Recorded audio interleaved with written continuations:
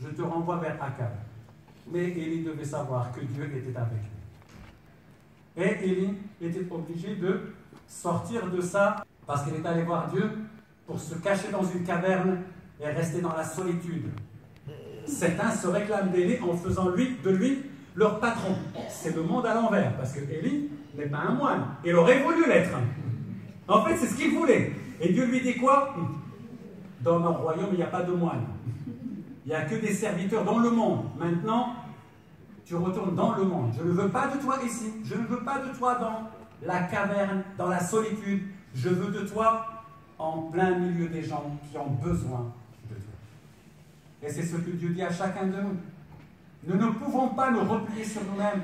Nous ne pouvons pas rester dans une caverne croyant que notre caverne peut être notre chambre, n'est-ce pas, notre maison, ou même notre église, en disant « Là, je suis bien, je suis avec Dieu, tout va bien et je n'ai pas besoin d'autre chose. » Dieu nous dit « Sortez, allez ailleurs, soyez en relation avec les autres, parce que je vous ai placés dans le monde pour que vous soyez des serviteurs de Dieu en servant les autres et en accomplissant le bien à l'égard des autres. » Et quand nous faisons cela, nous accomplissons vraiment notre mission, parce que Dieu nous appelle à cette mission-là.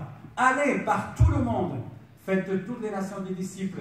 C'est ce que nous voulons dans notre Église. Nous ne voulons pas rester recroquevillés entre nous pour contempler Dieu, c'est merveilleux.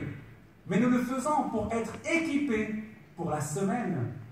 J'espère que vous avez été équipés ce matin à travers les chants, à travers la prière, à travers la parole de Dieu, pour affronter le monde et vivre dans le monde comme des lumières pendant toute la semaine. C'est ça le plan de Dieu pour nous. Ce n'est pas de nous noyer et de nous cacher dans une caverne, c'est d'être sur la montagne pour que tout le monde nous voie et que nous brillons de toute notre lumière.